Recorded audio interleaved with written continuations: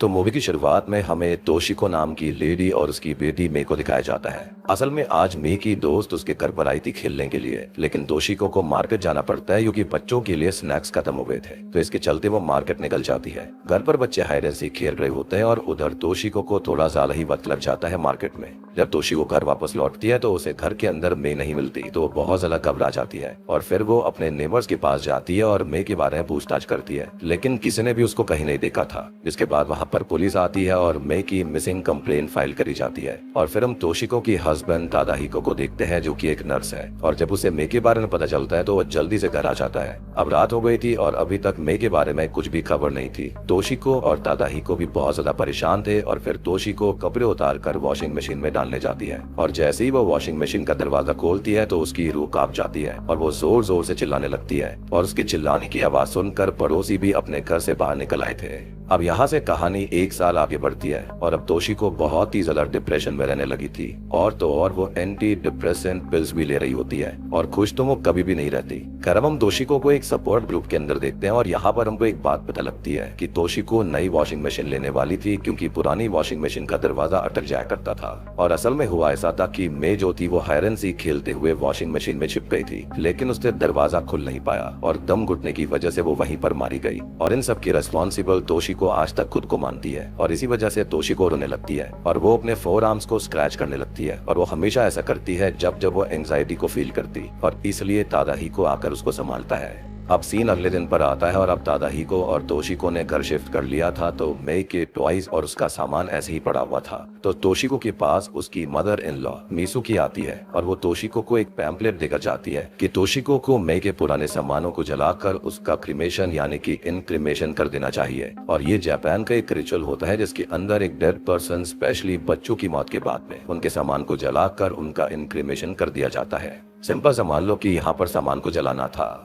खैर तोशिको भी इस बात के लिए मान जाती है और फिर मिसुकी के जाने के बाद में तोशिको वो पैम्पलेट को पकड़कर सोचने लगती है कि तभी हवा की वजह से वो पैम्पलेट उड़कर दूर चला जाता है। उसके पीछे पीछे तोशिको दूर एक एंटीक स्टोर तक पहुंच जाती है, जहां पर उसकी नजर एक ग्लास के बक्से में बंद एक डॉल पर पड़ती है, और फिर पता नहीं उसको क्या होता है कि वो उस डॉल को खरीद कर ले आती है। फिर सीन रात की तरफ आता है और हम तादाहिको को घर पर आता देखते हैं, और वो आकर गौर करता है कि तोशिको बहुत खुश थी और उसे खुश देखकर वो भी काफी खुश हो जाता है। लेकिन जब वो उस डॉल को डिनर टेबल पर बैठा देखता है तो बहुत ज्यादा डर जाता है। तो तोशिको उसको बताती है कि वो डॉल उसे एक एंटीक शॉप पर मिली थी। अब तोशिको को खुश देखकर तादाहिको उस डॉल को इग्नोर कर देता है। खैर अगले दिन तोशिको उस डॉल को अच्छे से साफ करती है और उसको एक हेयर कट भी देती है और उसके नेल्स भी कट करती है। और इन सब के बाद होता यह है कि ये डॉल जो थी वो बिल्कुल उसकी गुजरी हुई बेटी मे की तरह दिखने लगती है। खैर अगले दिन तादाहिको तोशिको को हॉस्पिटल लेकर जाता है और वहाँ पर वो तोशिको की साइकियाट्रिस्ट को सारी बात बताता है। तो साइकियाट्रिस्ट उसको बताती है कि ये सब नॉर्मल है और इसे डॉल थेरेपी कहा जाता है, क्योंकि जब भी कोई पेरेंट अपना बच्चा खो देता है तो उसको एक डॉल के अंदर अपने बच्चे की झलक दिखती है, और जैसे जैसे वो ठीक होता जाएगा उसका सारा ट्रॉमा भी खत्म हो जाएगा और उसका उस डॉल के साथ कनेक्शन भी खत्म हो जाएगा।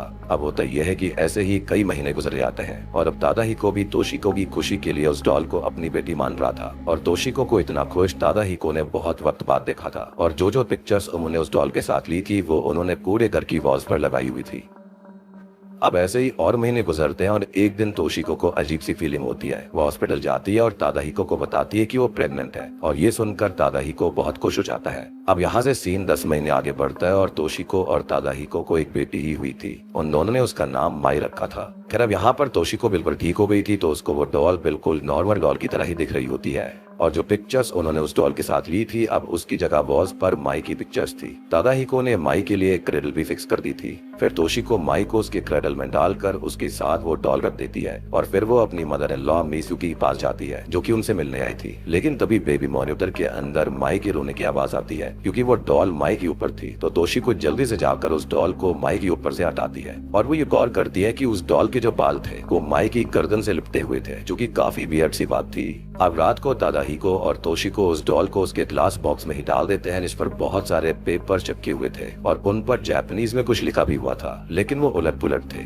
खैर तादाहिको और तोशिको उस डॉल को बॉक्स में बंद करके क्लोजेट के अंदर रख देते हैं। फिर यहाँ से कहानी 5 साल आगे जाती है और अब माई बड़ी हो चुकी थी और अब तोशिको भी बिल्कुल ठीक थी, लेकिन उसको ये नहीं पता था कि उसकी जिंदगी बिल्कुल बदलने वाली है, क्योंकि माई जब खेल रही होती है तो उसकी मार्बल्स नीचे गिर जाते हैं और एक मार्बल उसी क्लोजेट के अंदर चला जाता है जहाँ पर वो डॉल थी। वहीं माई को वो डॉल मिलती है और वो उस डॉल को जाकर तोशिको को दिखाती है और तोशिको उस डॉल को देखकर बहुत ही हैरान थी, क्योंकि उस डॉल के बाल अपने आप लंबे हो गए थे। फिर रात को तोशिको ये सारी बात तादाहिको को बताती है। वो तोशिको को ये बोलता है कि कहा जाता है कि जापानीज डॉल्स को असली बालों से बनाया जाता है। तो तोशिको ये पूछती है कि क्या नेल्स भी असली होते हैं, क्योंकि उस डॉल के नेल्स भी लंबे हो गए थे। आई मीन देखो, इस पॉइंट तक अगर ये डॉल मेरे पास होती तो भैया ये सीधा बक्से में होती, या फिर इसको कहीं बाहर फेंक दिया जाता, या फिर किसी अच्छे पंडित को बुलाकर या फिर तांत्रिक को बुलाकर इसके साथ कुछ तो करा जाता, क्योंकि हो रहा था वो बिल्कुल भी नॉर्मल चीज नहीं थी। आई मीन इस पॉइंट पर कोई भी नॉर्मल इंसान फ्रीक आउट कर जाता। एनीवेज अगले दिन जब तोशिको वैक्यूम क्लीनर से साफ सफाई कर रही होती है तो वैक्यूम क्लीनर में किसी के बाल फंस जाते हैं और जब वो माई के रूम में जाती है तो माई बताती है कि उसने उस डॉल का नाम आया चान रखा है।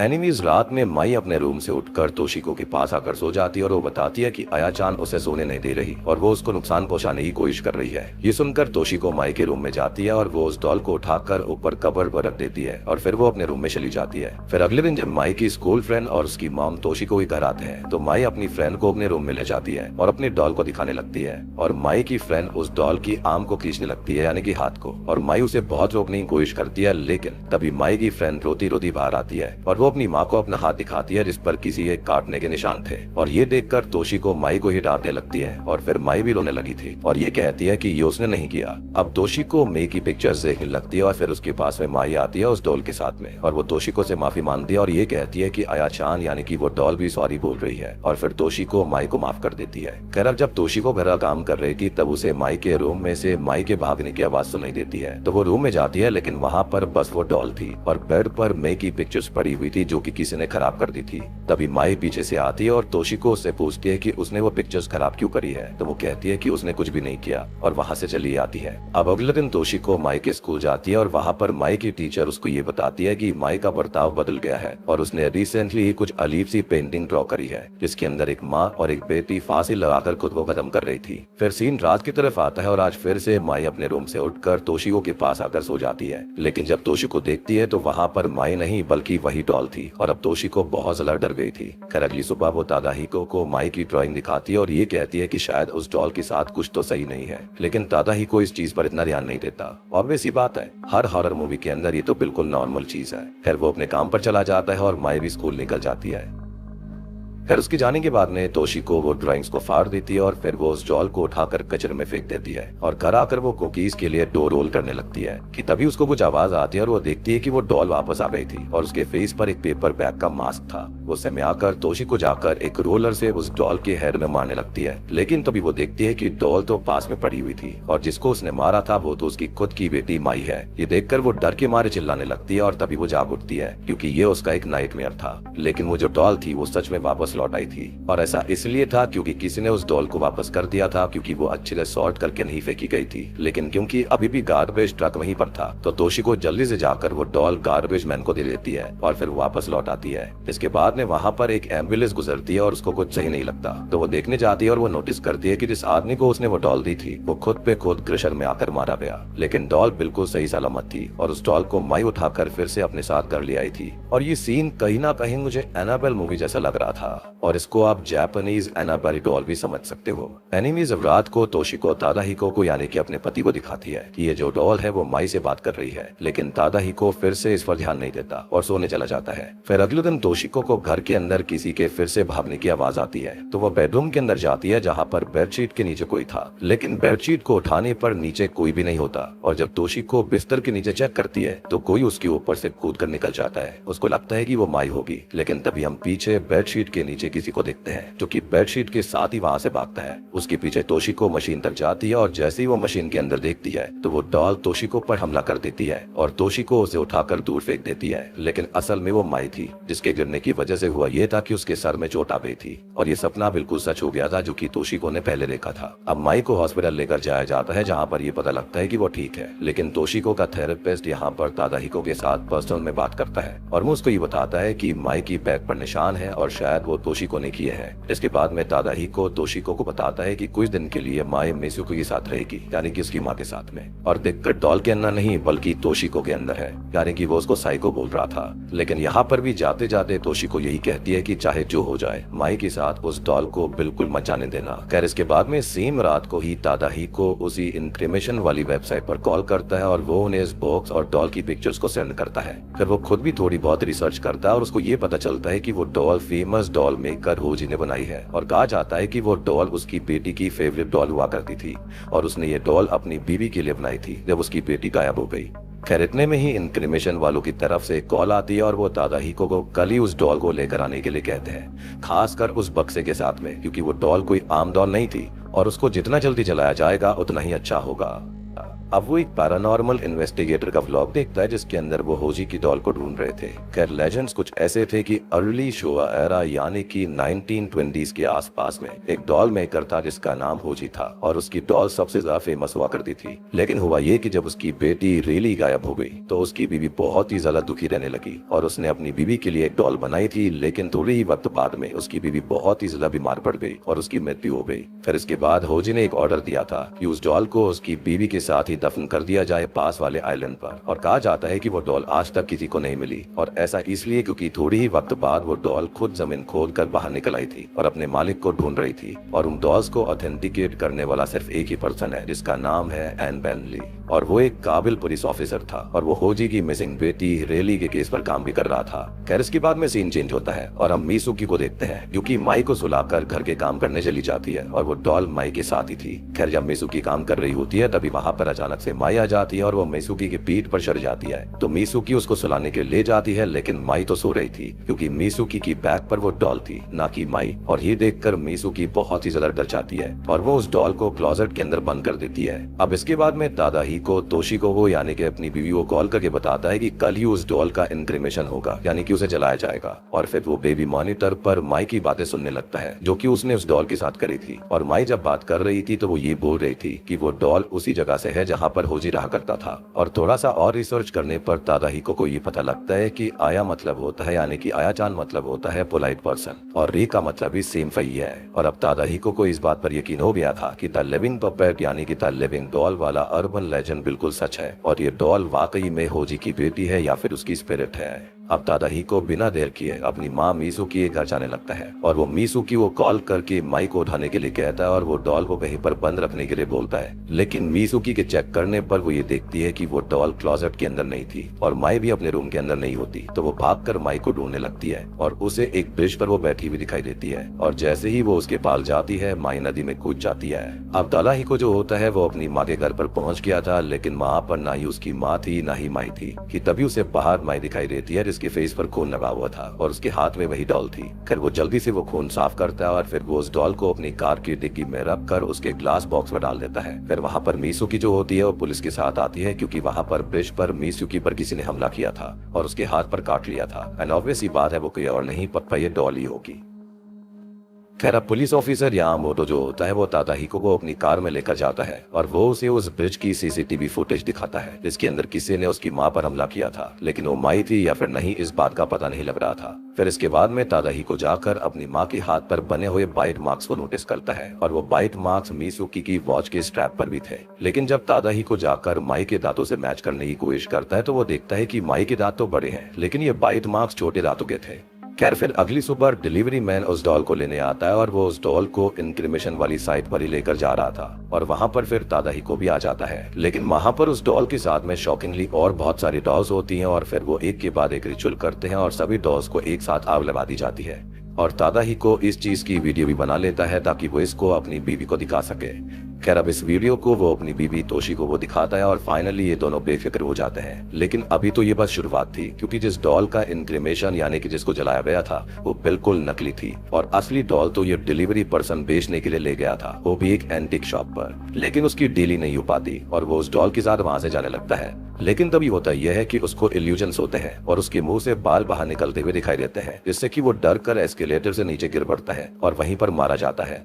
और अब तो उस डॉल का ग्लास वाला बक्सा भी भी टूट गया था। यानी कि ये सब यही डॉल कर रही थी। यानी कि गौर करो, इस डिलीवरी मैन ने अपने लालच के चलते इतना बड़ा कांड कर दिया। खैर इसके बाद में उस डिलीवरी मैन को तादाहिको के पास ही लाया जाता है और वहाँ पर एक फ्रेंड उस डॉल के साथ आता है और वो ये कहता है कि ये उनके बस के बाहर है और अब बस एक प्रोफेशनली उनकी हेल्प कर सकता है और वो उसे एक प्रीस्ट का नंबर भी देता है। एनीवेज फिर तादाहिको उस डॉल को एक चेयर से बांध देता है और फिर वो उस प्रीस्ट को कॉल करता है जिसका नंबर यहाँ पर दिया गया था और वो ये कहता है कि वो वहाँ पर जल्दी से जल्दी आ रहा है, लेकिन तब तक वो उस डॉल को बांध कर रखे। जिसके बाद वहाँ पर एक नर्स आती है और वो उस डॉल को फ्री करके उठा लेती है और तादाहिको उसे ऐसा करने से मना करता है। वो नर्स उसको बताती है कि उस डॉल में से किसी चीज की आवाज आ रही है और वो चीज किसी बच्चे का दांत था। अब तादाहिको के कहने पर उस डॉल का एमआरआई करा जाता है और उनको पता चलता है कि उस डॉल में किसी बच्चे के रेलिक्स रखे गए थे। जिसके बाद में ये केस पुलिस के पास जाता है। फिर वहाँ पर ऑफिसर यामामोटो आता है और वो उस डॉल को अपने साथ लेकर जाने लगता है कि तभी वहाँ पर वो प्रीस्ट भी आ गया था जिसे तादाहिको ने कॉल करा था। वो अपना नाम कांडा बताता है। वो यामामोटो को उस डॉल की एक पिक्चर क्लिक करके देता है और फिर वो तादाहिको और तोशिको के साथ यामामोटो को फॉलो करने लगता है। रास्ते में वो उन दोनों को बताता है कि जो उस ग्लास बॉक्स पर लिखा गया था वो रिवर्स में लिखा गया था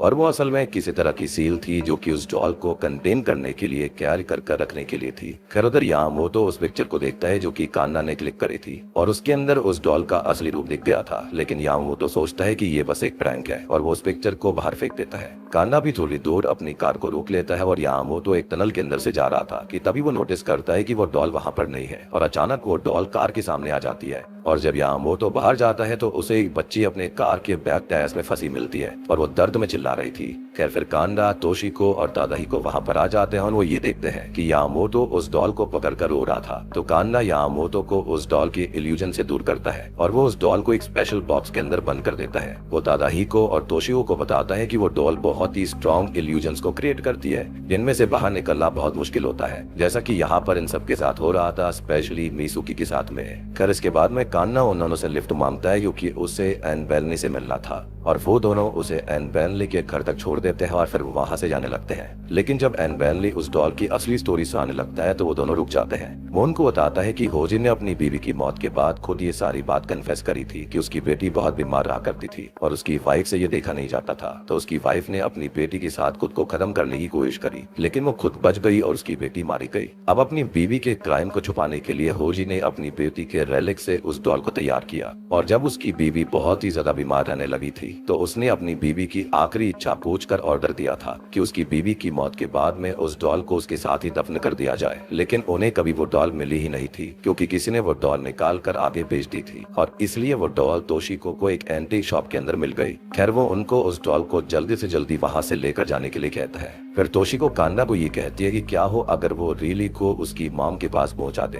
तो कान्ना कहता है कि ये सही रहेगा। अब तादाहिको पहले मान नहीं रहा होता, लेकिन तोशिको उसको मना ही लेती है और वो सभी उन पैरानॉर्मल इन्वेस्टिगेटर वाली वीडियो को देखकर उस आइलैंड तक जाने का रास्ता ढूंढ लेते हैं और उस वीडियो के अंदर कान्ना को एक अजीब चीज दिखती है। वो उन दोनों को बताता है कि पैरानॉर्मल इन्वेस्टिगेटर्स की टीम में 5 लोग थे, कैमरामैन, 2 लड़कियां और 2 लड़के। लेकिन जब वो आइलैंड से वापस लौट रहे होते तब उनके साथ में 6 लोग थे, कैमरामैन, 3 लड़कियां और 2 लड़के। यानी कि उस आइलैंड पर सच में कुछ है जो उन 5 लोगों के साथ था। खैर अब शाम तक वो तीनों उस आइलैंड के पास पहुंच गए थे और वो एक मोटल के अंदर रूम को बुक करते हैं। कान्ना उस आइलैंड का मैप जो कि वहां पर लगा हुआ था उसको बोरो करता है।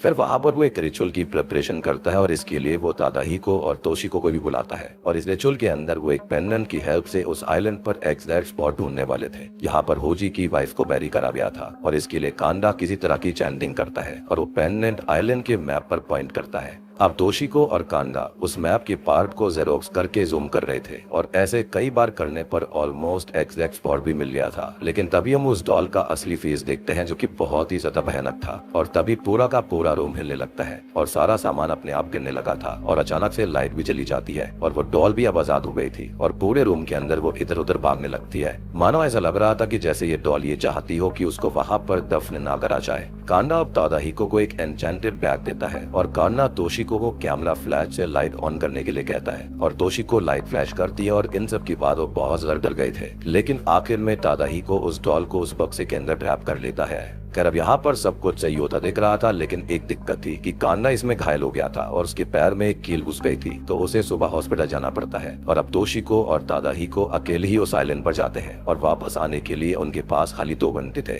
क्योंकि 2 घंटे के बाद में वहाँ पर टाइडल वेव्स आने वाली थी, जिसकी वजह से वापस जाने का रास्ता समुद्र के अंदर डूब जाएगा। खैर वो दोनों ही जल्दी से होजी की बीवी की बैरियल प्लेस को ढूंढने लगते हैं और बहुत कोशिश करने पर उन्हें बैरियल प्लेस मिल जाती है, लेकिन वहाँ पर बस होजी की बीवी की ही बैरियल प्लेस नहीं थी, वहाँ पर और भी बैरियल प्लेसेस थी, लेकिन उन्हें होजी की बीवी की बैरियल प्लेस को ढूंढना था और वो उनको मिल जाती है। फिर वो दोनों अगरबत्ती जलाकर वहाँ पर प्रेयर्स करते हैं और उस डॉल को बैरियल प्लेस में फेंक देते हैं। और तभी मे की लास्ट पिक्चर जो कि तोशिको ने संभाल कर रखी हुई थी वो भी अंदर गिर जाती है और उसको उठाने के लिए वो अंदर जाती है और उस अगरबत्ती की चिंगारी उस बैग पर गिरती है और बैग जल जाता है और वो डॉल आजाद हो जाती है। और यहाँ पर हम देख पाते हैं कि वो डॉल नहीं बल्कि होजी की बेटी की स्पिरिट ही थी। यहाँ पर वो तोशिको को पकड़ने की कोशिश करने लगती है, लेकिन तादाहिको तोशिको को बाहर खींच लेता है और जल्दी से बैरल प्लेस को सील कर देता है, लेकिन उसके बाल रे की स्पिरिट ने पकड़ लिए थे।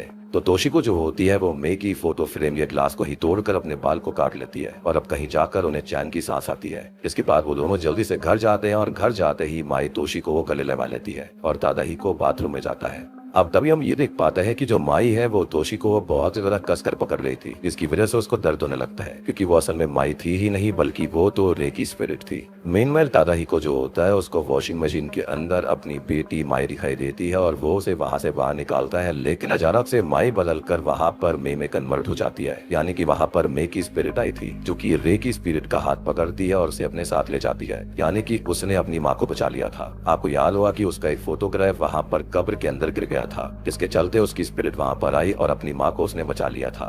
और शॉकिंगली हम देखते हैं कि ये दोनों ही यानी कि तोशिको और तादाहिको रे की स्पिरिट के इल्यूजन्स के अंदर थे, यानी कि वो अभी भी हारना नहीं चाहती थी। और अब जैसा कि यहाँ पर मे ने अपनी माँ की हेल्प करी थी, तो इसके चलते होता यह है कि रियल टाइम में तादाहिको जल्दी से तोशिको को बैरियल प्लेस में से बाहर निकाल लेता है। अब इसके बाद हम ये देखते हैं कि तोशिको और तादाहिको जो थे वो यहाँ पर अपनी बच्ची के साथ कहीं जा रहे होते हैं, यानी कि माई के साथ में, वो भी एक बेबी ट्रॉली के अंदर, जो कि काफी वियर्ड सी चीज थी। खैर उनके जाने के बाद में होता यह है कि वहाँ पर कांडा, मिसुकी और उनके साथ तोशिको के थेरेपिस्ट भी वहाँ पर आते हैं। असल में हुआ ये था कि वो उनकी कॉल्स काफी टाइम से अटेंड नहीं कर रहे थे और माई जो थी वो भी वहाँ पर उनके साथ नहीं होती। तो अगर ऐसा था तो वहाँ पर बेबी ट्रॉली के अंदर कौन था? तो असल में हम यहाँ पर सच्चाई देख पाते हैं। और दोस्तों अब यहाँ पर खोलते हैं खतरनाक ट्विस्ट और असली पत्ते। असल में पहले की जो बेबी मॉनिटर वाली वीडियो थी ना, उससे हमको ये पता लगता है कि रे की मॉम जो थी उसको मारा करती थी और ये बातें वो डॉल यानी कि रे माई को बता रही थी और उन्हें कभी भी रे की डॉल को उसकी माँ के साथ दफनाना ही नहीं चाहिए था, क्योंकि वो ऐसा कभी चाहती ही नहीं थी। और हम देख पाते हैं कि रे ने अब माई की जगह ले ली थी और तोशिको और तादाहिको अभी भी उसके इल्यूजन के अंदर थे।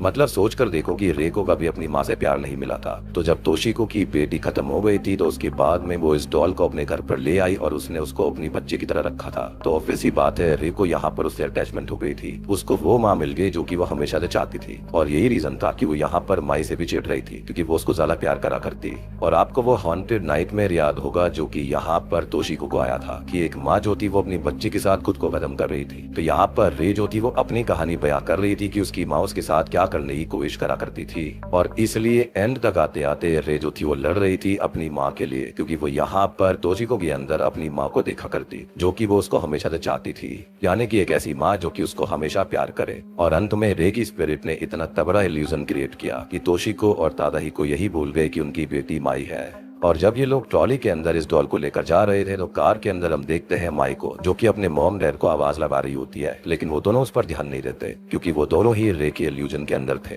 और ट्रॉली के अंदर हम शॉकिंगली रे की ही डॉल को देख पाते हैं। और यहाँ पर माई कार के अंदर पहुंची कैसे? तो यहाँ पर वो हमेशा से अपनी दादी के साथ में रह रही थी और दादी जो थी वो इन दोनों को यानी कि अपने बेटे बहू को कॉल करने की कोशिश कर रही थी, क्योंकि वो काफी टाइम से उसकी कॉल को अटेंड नहीं कर रहे थे, जिसके चलते ही वो उनके घर में देखने आए थे कि आखिरकार वहाँ पर चल क्या रहा है। और जो वो देख रहे होते हैं उससे तो वो भी बहुत ज्यादा शॉक रह गए थे, यानी कि कहानी अभी तक खत्म नहीं हुई है, इसके बाद में और भी बहुत कुछ आ सकता है। इसी के साथ में द डॉल हाउस मूवी यहीं पर खत्म हो जाती है। तो दोस्तों ये थी द डॉल हाउस फिल्म की कहानी। उम्मीद करता हूँ कि आपको ये फिल्म अच्छी लगी होगी और एंड का ट्विस्ट तो बहुत ही ज्यादा खतरनाक था। अब देखो रे की जो स्पिरिट थी उसको बस एक अच्छे पेरेंट चाहिए था जो कि उससे प्यार करें, लेकिन अंत में हमने देखा कि वो एक वेंजफुल स्पिरिट बन गई थी। तो वो अपने मोटिव और अपने डिजायर के लिए किसी भी हद तक जा सकती थी और उसने ठीक ऐसा ही किया। द लिविंग पपेट जापान की एक बहुत ही फेमस अर्बन लेजेंड है और मूवी की स्टार्टिंग में तोशिको पर रे की स्पिरिट ने इल्यूजन ही किया था। आपको याद हो कि उसने उस डॉल को बिल्कुल अपनी बेटी मे की तरह सजा दिया था और इसी के चलते जो रे की स्पिरिट थी वो हमेशा से उसको मे के रूप में ही स्टार्टिंग में दिख रही थी। लेकिन जब उसकी बेटी माई आई यानी कि न्यू बेटी पैदा हुई, उसके बाद उसका जो इल्यूजन था वो टूट गया था और यही रीजन था अंत में कि रे की स्पिरिट ने तोशिको और तादाहिको से माई को दूर कर दिया, क्योंकि जो रे की स्पिरिट थी वो हमेशा से यही चाहती थी कि उसको माँ बाप का प्यार मिले, ना कि किसी और को। उम्मीद करता हूँ कि अब आपको डॉल हाउस फिल्म की एंडिंग अच्छे समझ में आ भी होगी। समझ में आ रही है और वीडियो अच्छी लगी है तो वीडियो को लाइक कर दीजिए। चैनल के ऊपर नए हो तो सब्सक्राइब कर लो।